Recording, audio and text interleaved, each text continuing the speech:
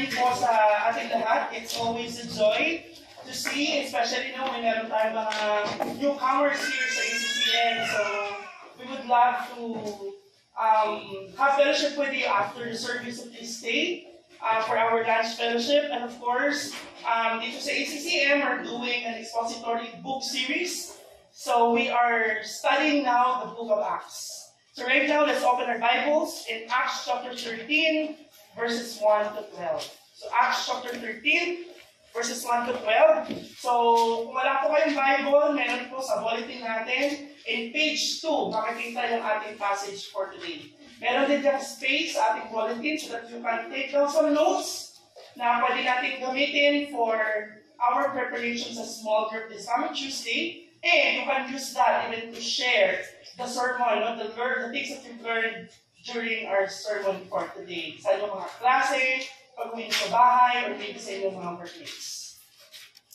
So let me read Acts chapter 13, verses 1 to 12. Now there were in the church at Antioch prophets and teachers, Barnabas, Simeon who was called Niger, Lucius of Cyrene, Manaen, a lifelong friend of Herod the Tetrarch, and Saul. While they were worshiping the Lord and fasting, the Holy Spirit said, "Set apart for me Barnabas and Saul for the work to which I have called them." Then after fasting and praying, they laid their hands on them and sent them out. So being sent out by the Holy Spirit, they went down to Seleucia, and from there they sailed to Cyprus. When they arrived at Salamis, they proclaimed the word of God. So in the synagogues of the Jews, and they had John to assist them. When they had gone through the whole island as far as Paphos, they came upon a certain magician, a Jewish false prophet named Bar-Jesus. He was with the proconsul Sergius Paulus, a man of intelligence, who summoned Barnabas and Saul and sought to hear the word of God. But Elymas the magician, for that is the meaning of his name, opposed them, seeking to turn the proconsul away from the faith. But Saul, who was also called Paul, filled with the Holy Spirit, looked intently at him and said, "You son of the devil, you enemy of all righteousness, full of all deceit and villainy, will you not stop making crooked the straight paths of the Lord? And now behold, the hand of the Lord is upon you, and you will be blind and unable to see the sun for a time." Immediately, mist and darkness fell upon him, and he went about seeking people to lead him by the hand. Then the proconsul believed when he saw what had occurred, for he was astonished at the teaching of the Lord. Let's come to the Lord in prayer. Our Heavenly Father, we thank you for this day that we can gather as a church. We could sing, we could pray the word, and Lord, right now we could listen to your word. Lord, we pray that you would give us a humble heart, that in any truth that we would hear, we would submit to you, and you give us the strength and the grace to apply it sa mga buhay namin. Lord, we entrust to you our time together. We honor you, we give you praise and glory. In Jesus' name, amen.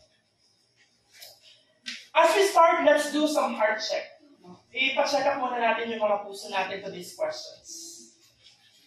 So, as we do ministry, as we serve the Lord, what are our goals in doing this? Are we doing it to fulfill a dream? Are we doing it for a sense of my self-fulfillment tayo? Or are we doing this to appease with God or to justify because of the sins that we have committed? Or I am serving because marami akong time. Para hindi ako ma-bored out, no? Hindi ako ma-bored sa buhay. So I will serve the church. Or it might be, I want to serve the Lord because I want to please my pastor. Because I want to let people see na I'm serving in the church. Makita ng kaibigan ko, makita ng crush ko, or makita ng taong gusto ko that I am busy serving the Lord. We may have a lot of different reasons why we serve in the ministry. Unlike in our passage today, we have read about Paul and Barnabas, that they were called, they were sent out, and they were filled by the Spirit as they went out for a missionary journey. And that is to preach the gospel. What is the motive behind why they went? Why they obeyed the call of the Spirit in them? Going back to Acts 1:6, when Jesus is about to ascend to heaven, in Acts 1:6, so when they had come together, they asked Jesus, Lord, will you at this time restore the kingdom to Israel? He said to them, it is not for you to know the times or seasons that the Father has fixed by his own authority, but you will receive power when the Holy Spirit has come upon you, and you will be my witnesses in Jerusalem and in all Judea and Samaria and to the ends of the earth. So everything that we have studied from Acts chapter 1 up to this day is a fulfillment of Jesus' words. Impossible it may seem, and the apostles might not understand it, knowing of their cultural barriers. They might ask themselves, how can we be a witness of the gospel to the people outside Jerusalem, specifically to the Gentiles? But we are seeing it unfolding in the passage in the book of Acts. So our Acts series is themed as God's faithful witnesses. Because despite of the persecutions and hardships, we have seen that they stood ground and still preached the gospel faithfully. But behind these faithful witnesses is a faithful God who sovereignly at work, empowered, guided, protected, and rescued his servants. So unlike Paul and Barnabas, we have the tendencies to be self-reliant, self-confident, or self-sufficient as we do the things of God. And the result is for sure would always be worse. We ended up burnt out or discouraged in doing ministry. So our goal for today is for us to be reminded that our calling to be a witness of the gospel is always comes from God, and it is God who will lead us and will always empower us. So the question that we will be answering today, basing on our passage, would be, what is the role of the Holy Spirit in our gospel witnessing? So let's divide our passage into 3 verbs that showed the Holy Spirit's role in the first missionary journey of Paul and Barnabas. So to those who are taking down notes, take note of these 3 words: the calling, the sending, and the filling. So let's start with the first, the filling, in verses 1 to 3. Now there were in the church at Antioch prophets and teachers: Barnabas, Simeon, who was called Niger, Lucius of Cyrene, Manaen, a lifelong friend of Herod the Tetrarch, and Saul. Again, there is a church in Antioch. So Antioch, as we have studied in the previous chapter, it is one of the largest cities in the first century Roman world. They accommodate a population of 100,000 to 300,000 people. And this city was home to be among wealthy and thriving Jewish community. So, dito natin nakita sa Antioch, sa Acts chapter 11:26, the first believers were called as Christians. So, yung church sa Antioch is basically a mixture of the Jewish and the Gentile people. So, the church at Antioch became the fertile ground for the growth and spread of Christianity. And they became a model congregation in the early days of the new Christian church. Nakita natin doon, previously sa Acts chapter 11. When they hear the word, they hear the word, they receive the word. Paul and Barnabas spent a year there teaching them with the word of God. And they responded. Sila yung unang church na nag-gather ng mga resources to be sent out to Judea because there's an impending famine to come. So the church in Antioch is very significant in the missionary work of Apostle Paul. So they now become the first to launch a major missionary outreach beyond the borders. They started now to share the gospel among, their surrounding cities. But they were able now to send missionaries outside or beyond their borders. So as what we have seen in the passage, in the church at Antioch, there were prophets and teachers. No? So the church is gathering, but there are prophets and teachers who could be the leaders, a representation of the leaders of the church. No, so yung prophet dito, no, yung prophet kasi, especially in the Old Testament, it's a different thing. No? They really received the word directly from the Lord. Kaya mga sinusulat na, thus saith the Lord. No? But now, sa prophecy, kasi may dalawang aspeto yan. It's either foretelling, predicting the future, like sa ginawa ni Agabus, na mayroong impending na famine.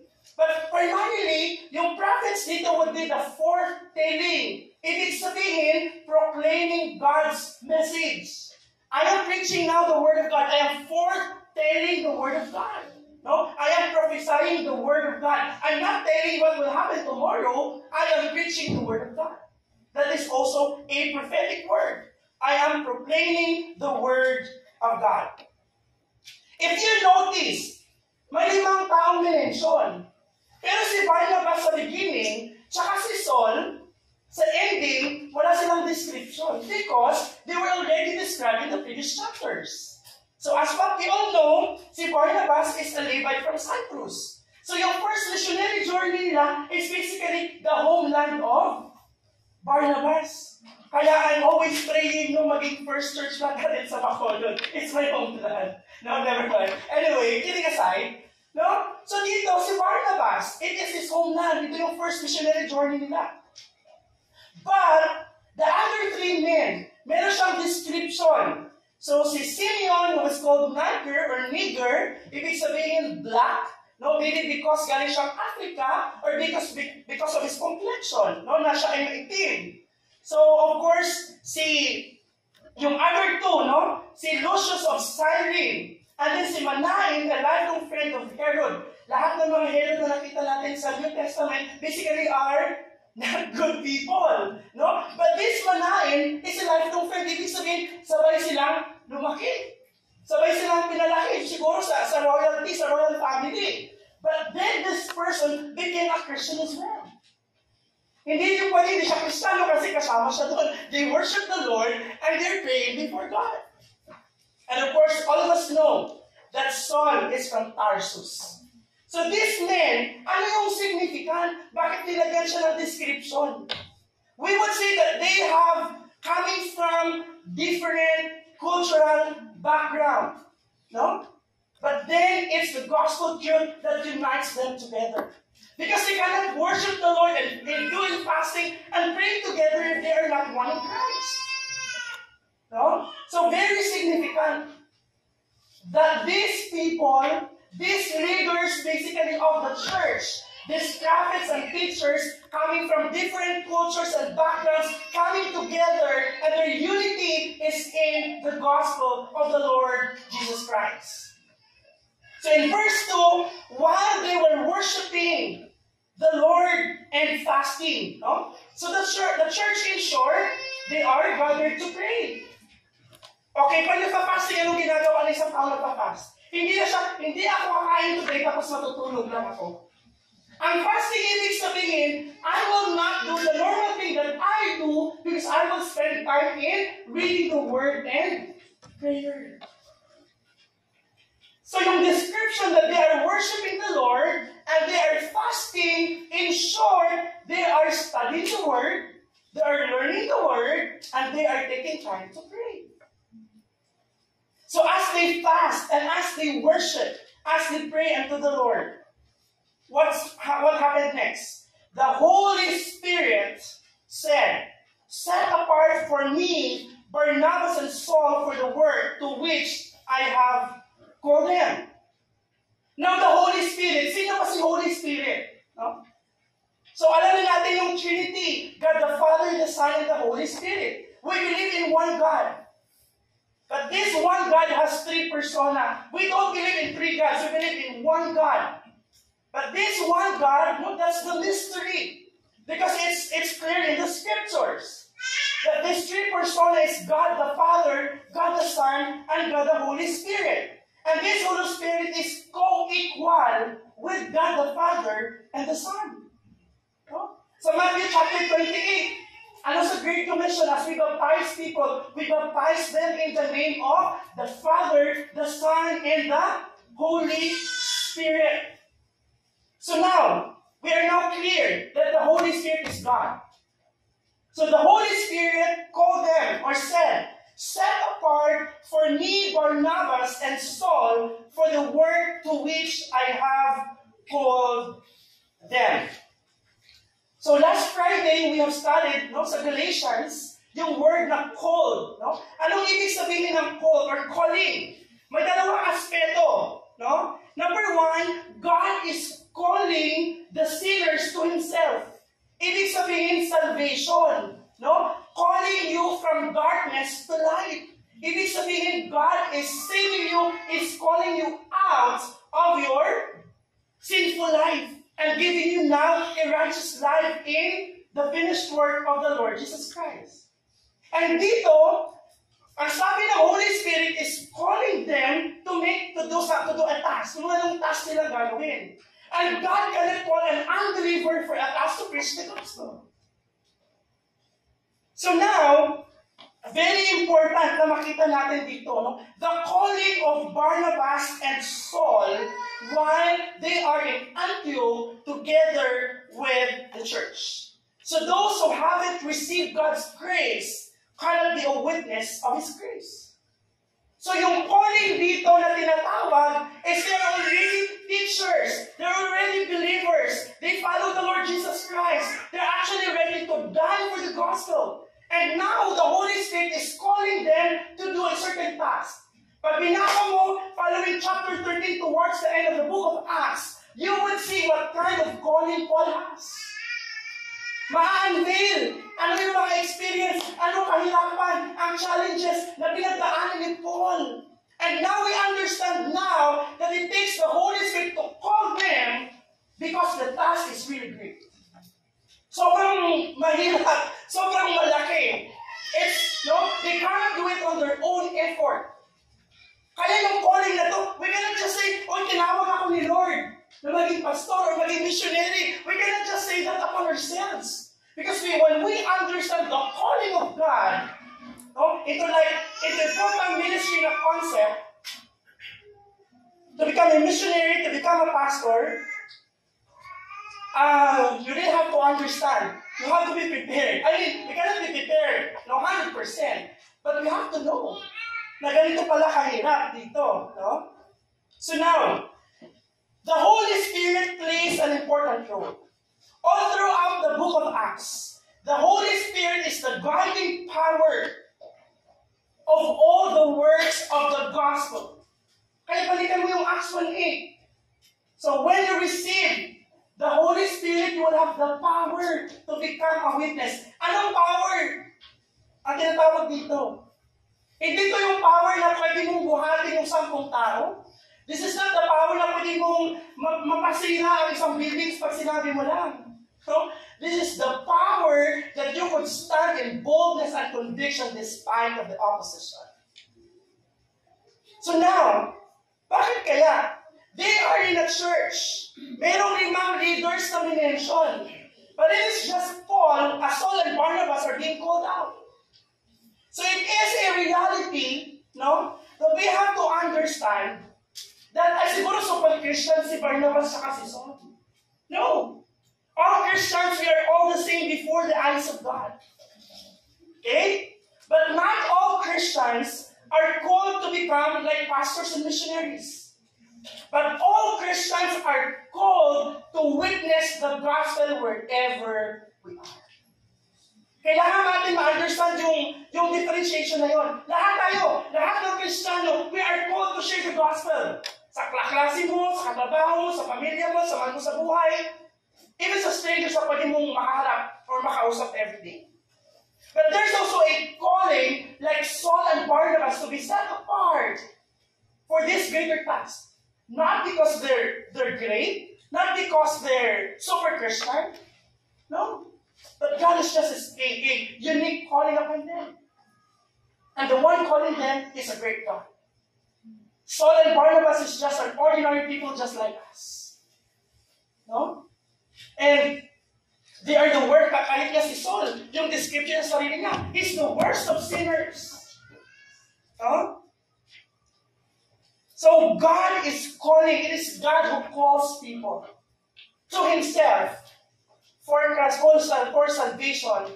And it is also God who calls the Christians to witness the gospel. So what the church did after they prayed, after they hear the Holy Spirit speaking unto them, no? And they laid their hands on them and sent them off. So pag sinabing laying of hands, ano ibig sabihin nito? No? Laying on of hands is a sign of affirmation, of support, of partnership, and blessing and commissioning for the call for them to be sent out. Kaya hindi pala natin pwedeng, we can just, di ba? Sabi niya sa Bible, don't hastily lay your hands. Hindi pwedeng kahit ano na lang, lay hands na lang natin. Nagkasakit na yung gilid mo, lay hands mo na. Pero, yung pag-lay ng hands, meron siyang mga accounts sa Bible like sa Acts, no? Acts chapter 9. Si Saul, when he was on his way on Damascus, no, he encountered God and then he was blinded. So ano ginawa ni Ananias? Ano yung command kay Ananias? To lay his hand para ma-restore yung eyes ni Saul. How about si Peter and John? No? When they went to Samaria, because the gospel was preached, and then pinadala sila ng church sa Jerusalem, tignan nyo nga ano nangyari doon. And then when they laid their hands, no, they received the Holy Spirit. So in here, the context here, they laid their hands because they are being sent out.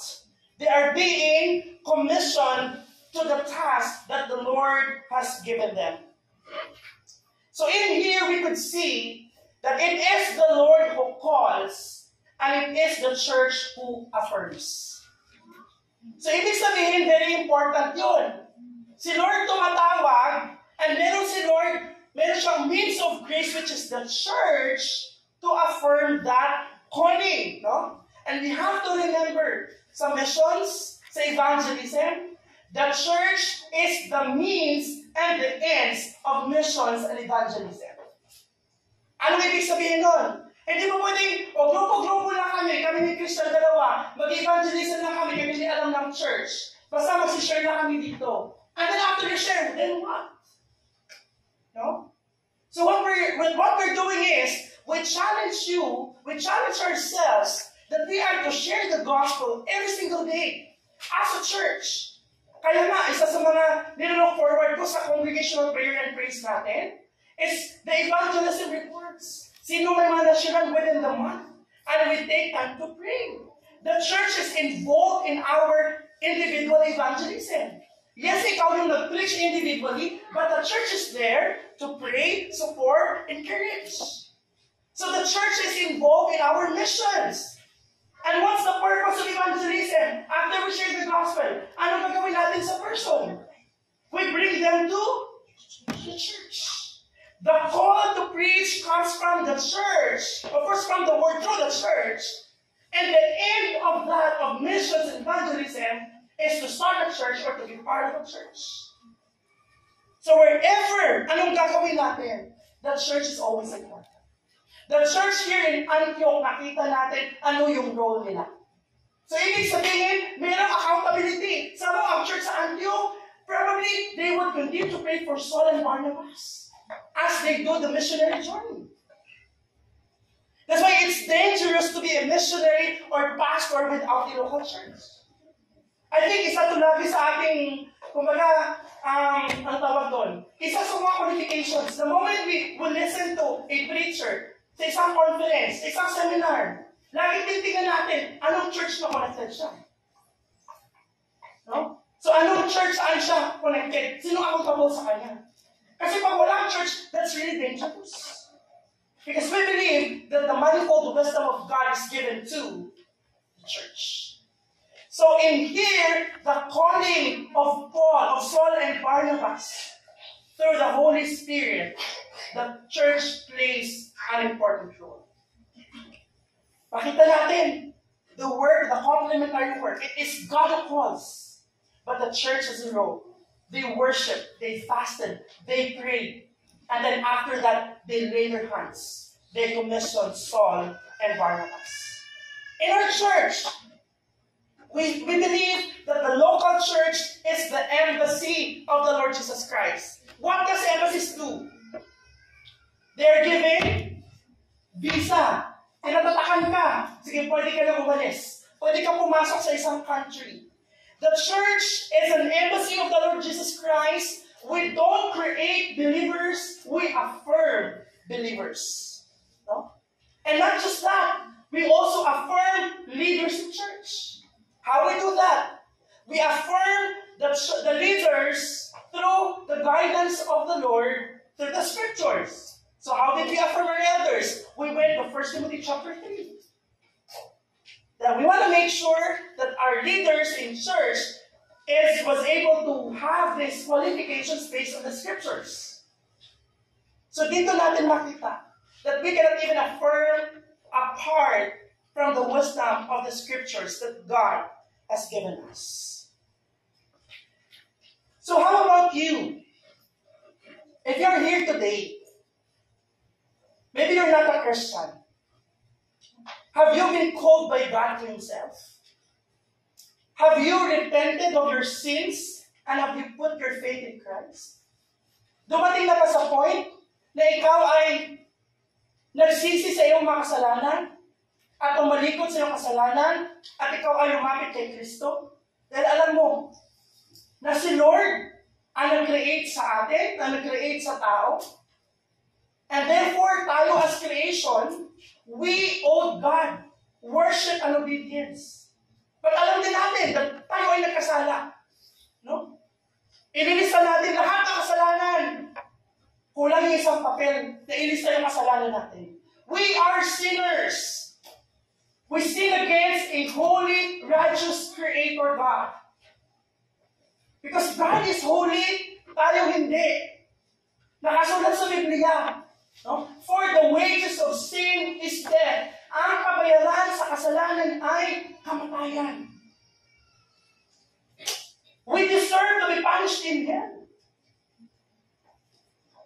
We deserve His judgment. Yung init sa impyerno na walang tigil. But by God's grace, through His love and mercy, He sent His Son, Jesus Christ. You know what? God is calling the sinners like you and me back to Him through the Lord Jesus Christ, His Son. Si Kristo ang kanyang bugtong na anak, na buhay, na perfectong buhay na hindi natin may isang buhay.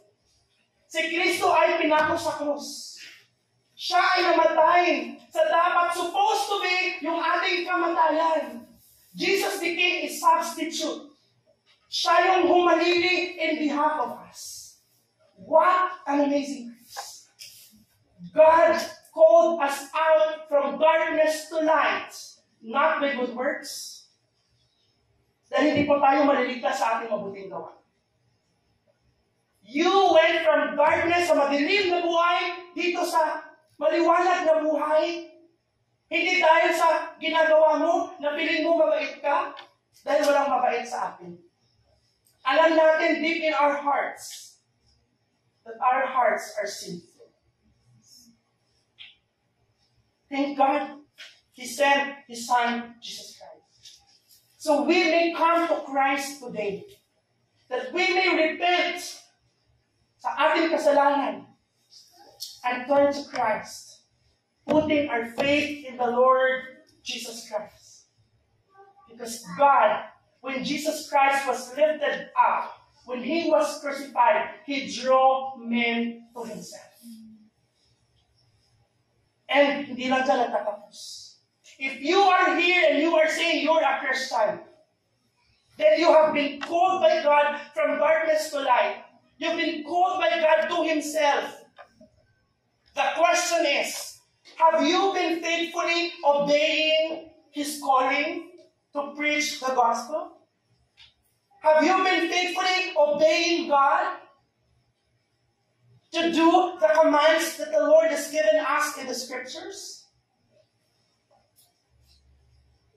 Hindi pa pwedeng kinuha tayo ni Lord, we're saved, we're Christians now, and then wala lang. Our identity must be lived out in a way that projects Christ-likeness. And maybe there are a few here. Maybe you have a desire for full-time pastoral ministry. What keeps you doubt or hesitant in obeying this calling from the Lord? So whatever state you are, God is gracious. Why? No? Because as the Lord calls us, we may find ourselves humbly obeying and submitting to Him. So as Barnabas and Saul were called by the Spirit, they are being sent out. So our second section, after the calling is the sending, in verse 4 to 8. So being sent by the Holy Spirit, they went down to Seleucia, and from there they sailed to Cyprus. When they arrived at Salamis, they proclaimed the word of God in the synagogues of Jews, and they had John to assist them. So Antioch, from Antioch, I think it's 25 kilometers away to Seleucia, and then to Cyprus. And then they traveled up to Salamis, and they proclaimed the word of God. So they transferred from one place to another, and the purpose is what? To preach the word of God. So they went to the synagogues of the Jews. Kasi up to this time, separated pa rin yung Jews at saka yung mga Gentiles.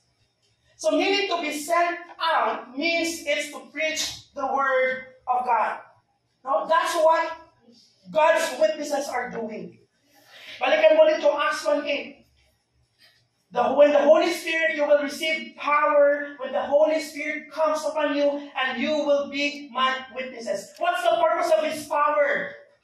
It's to become a witness of God, to proclaim the gospel of the Lord Jesus Christ. Sadly, I know for sure some of you are aware with this, with all the modern day missions. Maraming mga missions agencies. And sometimes, they're not even connected to a church. I know a friend.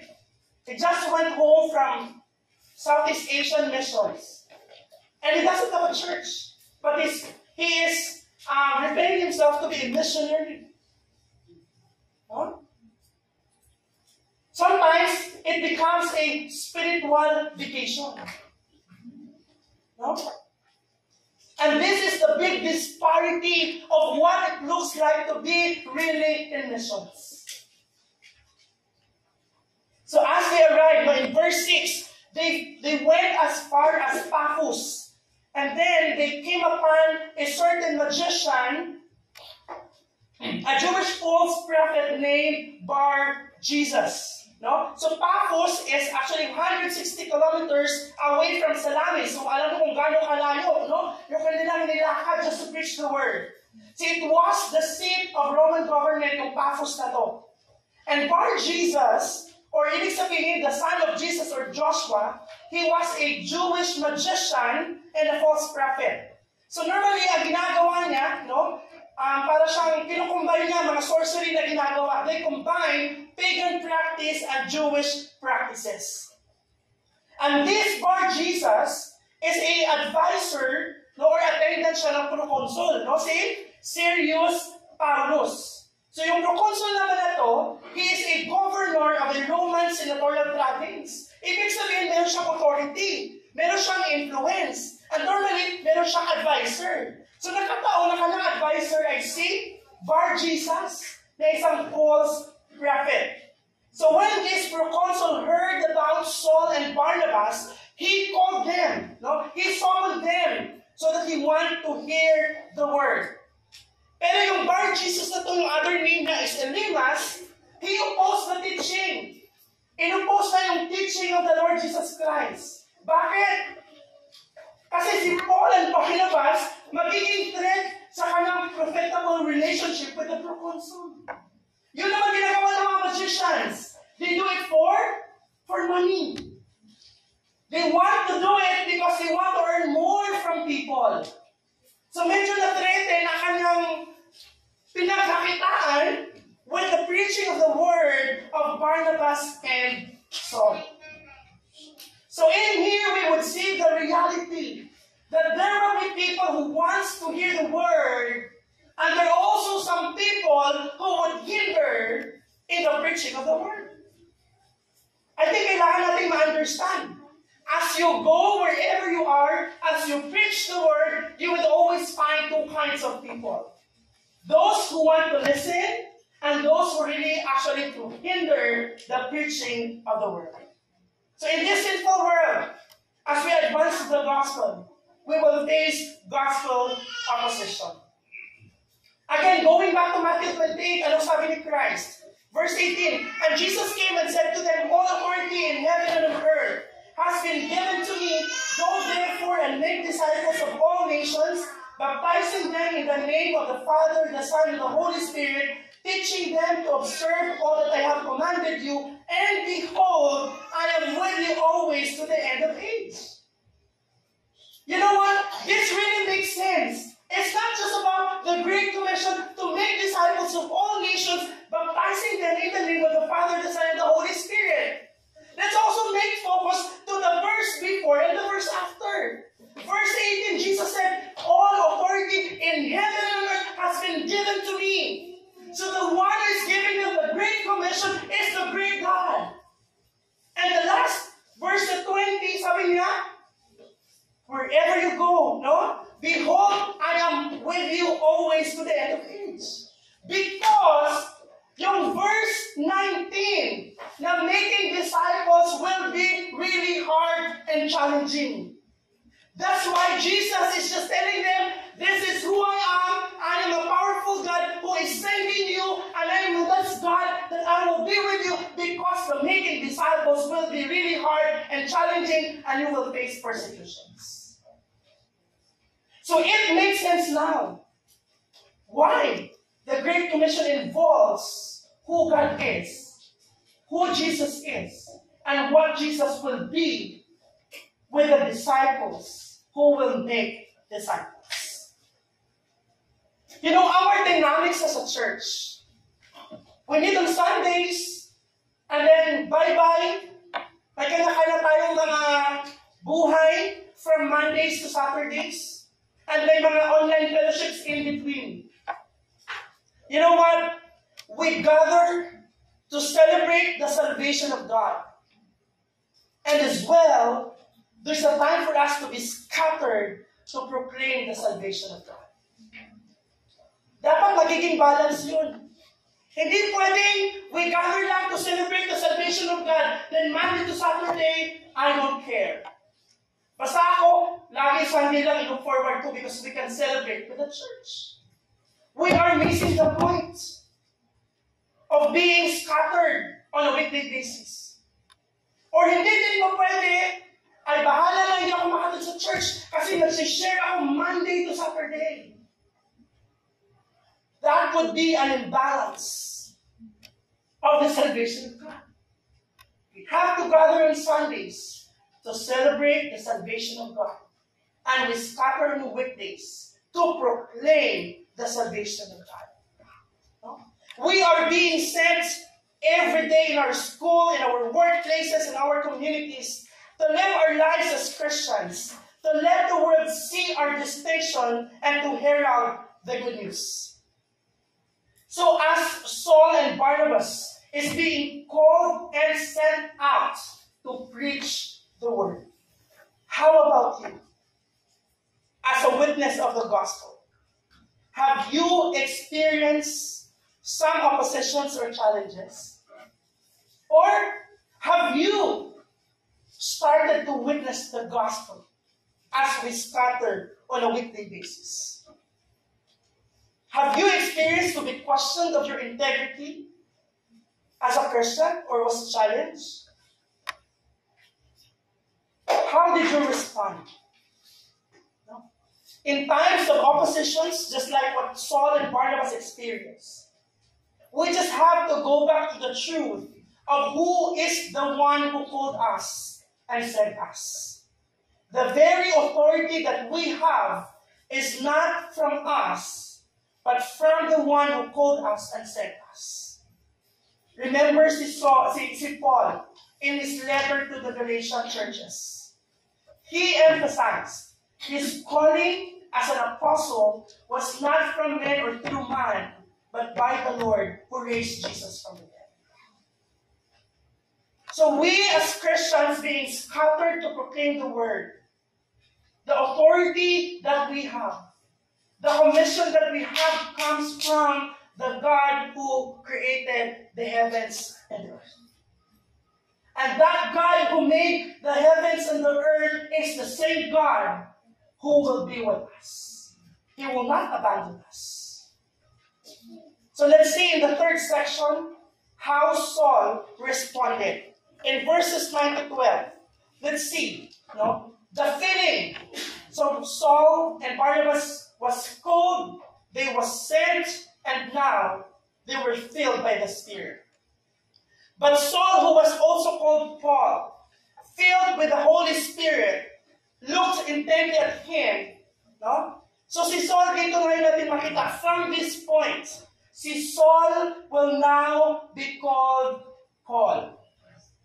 So may transition na kanyang pangalan. Anong ibig sabihin nito? Ang pag-change ng name ni Saul to Paul doesn't have a spiritual significance. Hindi siya tulad ng name na Abraham, which means anointed father, to become Abraham, to become a father of multitudes. From Jacob to Israel, there's a spiritual significance with the change of name. But here with Saul to Paul, wala siyang parang ganun ka-significance. It's just that, ang kanyang name na Saul is a Hebrew name. And his Paul is a Roman name. So since he will be ministering to the Gentile world, his name from here until the end will be Paul. So kasi, naalala ko talaga ito dati. I don't know if Jules can remember or nandun siya. When I was in my previous church, I preached this. Now, from darkness to light, from Saul to Paul. Pag sinabing Saul, ito yung persecutors of the church. Pag sinabing Paul, ito yung na-persecute na for the church. Which is a very wrong interpretation of the name of Paul. Now, si Paul was filled by the Holy Spirit. What do we mean pag sinabi natin filled by the Spirit? Kasi ito isa sa mga phrase in the Bible that is most abused and misinterpreted. Pag sinabing filled by the Spirit, kung tayo ay galing sa Pentecostal Charismatic Church, pag sinabing filled by the Spirit, nag-speak in tongues na, umiiyak, tumatawa, nanginginig, or nagramble-ramble na sa floor. No? Pag sinabi, okay, pray na in the Spirit. Pray na lang kung ano-anong words. So what do we really mean when Saul was filled by the Spirit? Tignan muna natin. I just want to show you from the Scriptures. I have here 3 verses magpapakita kung ano ang meanings ng filled by the Spirit. Acts 4:8, Then Peter, filled with the Holy Spirit, said to them, rulers of the people and elders. So dito si Peter, they were facing the council and they actually preached Christ. So si Peter, when filled by the Spirit, hindi siya nanginig. Rather, naging bold and confident to preach Christ. In Ephesians 5:18, and do not get drunk with wine, for that is debauchery, but be filled with the Spirit. Ano ibig sabihin ng filled with the Spirit sa Ephesians?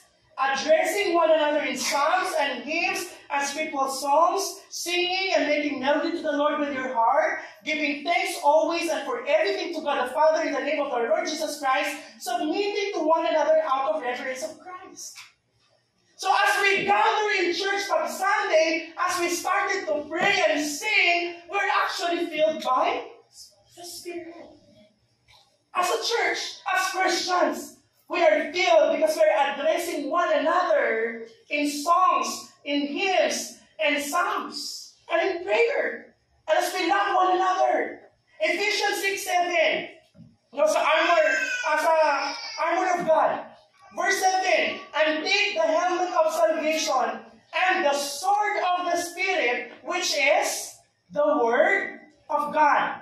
Praying at all times in the Spirit with all prayer and supplication. So pag sinabing, you pray now in the Spirit, how would you pray? You pray the Word of God. So ibig sabihin, ang filled by the Spirit is you know the Word and you are living out the Word. No, nothing more, nothing less. So now, Saul was also called Paul, filled with the Holy Spirit. So may dalawa pa pala, another thing, segue na to. Meron tinatawag na indwelling of the Spirit, and of course, filling of the Spirit. Ano ang difference ng dalawa? We have to identify. The indwelling of the Spirit is a permanent thing. No? It is not just for the select few believers, but for all believers. We are indwelt by the Holy Spirit. So, ano ibig sabihin ng indwelling of the Spirit?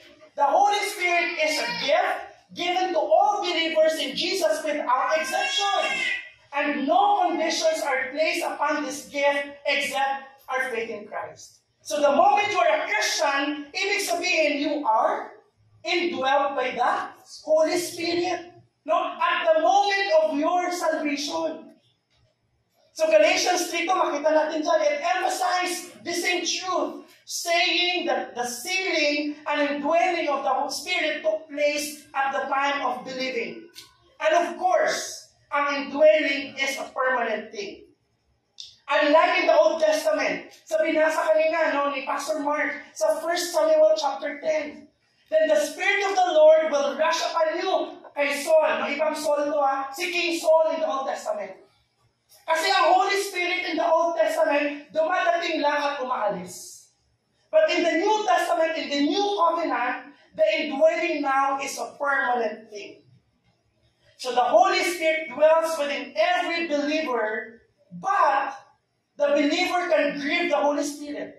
No? His activity within us can be quenched. So when we allow this to happen, we do not experience the fullness of the Spirit's working and His power in us through us. So dito papasok ngayon yung tinatawag na feeling of the Holy Spirit.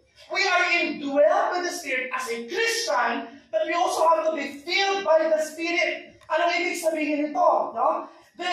Ang ibig sabihin, when we are filled by the Spirit, it implies that God has the freedom to occupy every part of our lives, guiding and controlling us. Then His power can be exerted through us so that what we do is fruitful to God. So sin is what hinders the filling of the Holy Spirit. And obedience to God is how the filling of the Spirit is maintained. Kaya importante, that we really have to know the Word and to obey the Word, that we may be filled with the Spirit. Because the Spirit cannot work outside the Word of God. The Spirit is always incongruent. No? It's always complementing sa word ng Word of God. So in Ephesians 5:18, commands that we be filled with the Spirit. However, it is not praying for the filling of the Holy Spirit that accomplishes the filling. Only our obedience to God's commands allows the Spirit's freedom to work within us. So because we are still infected with sin, it is impossible to be filled with the Spirit all the time. But we are indwelt by the Spirit. So when we sin, we should immediately, ano gagawin natin? Sabi sa 1 John 1:9, confess, with our sin because He is faithful and just to forgive us. So that we could renew our commitment to being Spirit-filled and Spirit-led. So now, Paul being filled with the Spirit has the authority to stand. So tingnan natin, ano ang resulta? Si Paul, being filled with the Spirit, ibig sabihin, he knows the Word. So alam na yun, i-identify ang lies sa truth. No? So, pag sinabi natin Spirit-filled, it's always Word-driven. Lately, naging online, no, yung Asbury Revival. I don't know if you've watched about it. No, maraming articles. Ako mismo pinakinggan ko. And yung nasaktong napakinggan ko, they are singing, Holy Spirit, you are welcome here. Come flood this place and fill the atmosphere. Sabi ko, well, it's really hard to judge. No? But then, checking with the scriptures, is it right? Tama ba? Biblical yung teaching na ang Holy Spirit would fill the place. The Holy Spirit is filling the hearts of the people, not the place. No? Tapos, ang pag-word ng Holy Spirit depende sa atin kung iwasan natin siya or hindi. So, doon makikita yung consistency in the scriptures of something that's going on. If legit man yung Asbury Revival, then we could see repentance, evangelism, love for God, and love for the church. No? Yun yung mga basic na distinction that we would see that revival is a legit thing.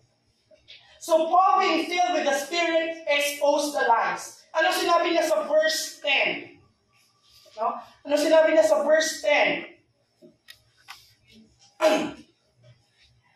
You son of the devil, you enemy of all righteousness, full of all deceit and villainy, will you not stop making crooked the straight paths of the Lord? No? So yung description ni Paul sa magician, son of the devil, enemy of righteousness, full of all deceit and villainy, making straight paths crooked. In short, full of lies and not the truth. And how will Paul knew that? Because he knew the truth. Last Friday, natutunan natin, no? How will you know sa bangko? Paano malalaman yung fake na pera? If you know the truth, ang tama na pera, o yung legit na pera. So it's hard for us to know the lies if we don't know the truth. So he rebuked and spoke judgment to Elimas. No? The judgment to be blind and unable to see the sun for a time. Now remember natin si Saul, when he encountered Jesus Christ on his way to Damascus, he was also been blind for certain days. No? But then, because God sovereignly will be using him, no? He encountered Christ. Then his sight was restored as Ananias laid his hands on him. So despite opposition, the Spirit enabled Paul to stand in the truth, and the proconsul believed. No? Sabi doon sa verse 11, and now behold, the hand of the Lord is upon you, and you will be blind and unable to see the sun for a time. Immediately mist and darkness fell upon him, and he went about seeking people to lead him by the hand. Then, in verse 12, the proconsul believed when he saw that had occurred, for he was astonished at the teaching of the Lord. Saan siya na-astonished? Sa salita ng Diyos. In God's words, in the gospel being preached to him. So being filled, no? Being filled by the Holy Spirit made them stand to the truth, and someone now believed in the truth. God doesn't abandon those whom He called and sent. He will surely fill them. The Holy Spirit's work through Spirit-filled servants. Kaya tayo, no? How can we be filled by the Spirit of God? Read the Word. Take time to pray. Obey His Word.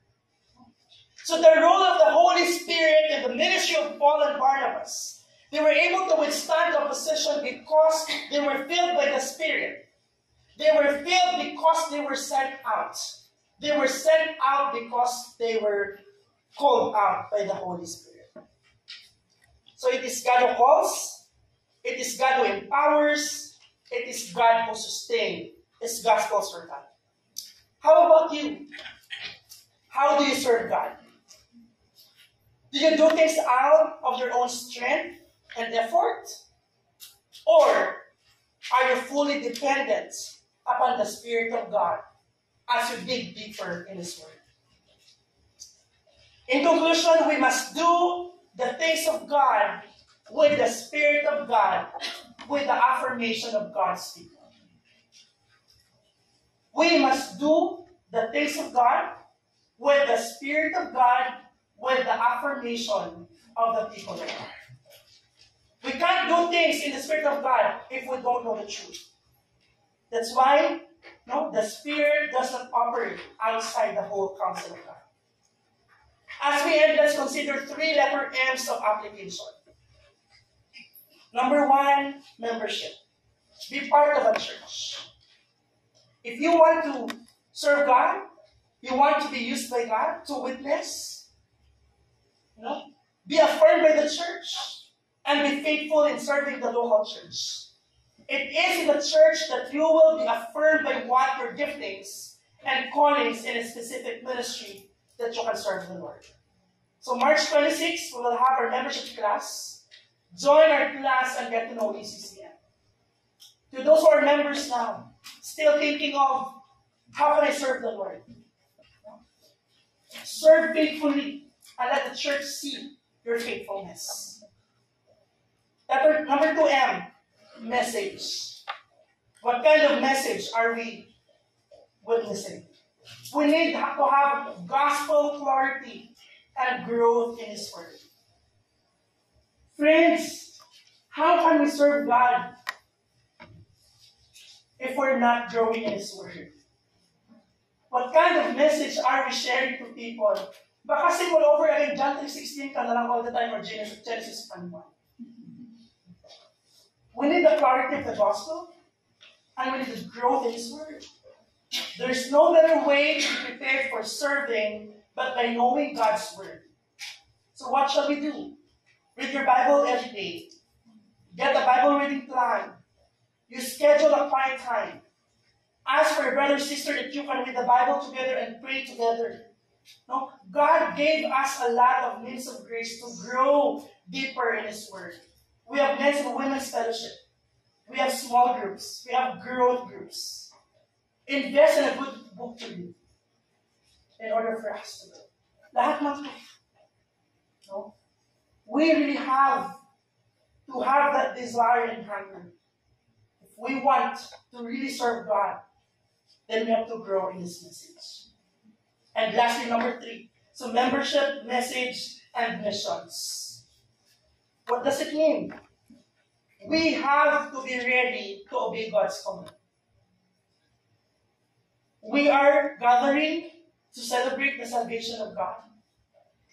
After this, we will be scattering to proclaim the salvation of God. So this afternoon, me and Jolo will be meeting some of our friends that we used to have Bible study. They're young adults. And then I just told Jolo na, let's make use of this time to preach the gospel to them again and again. And encourage them to be part of the church.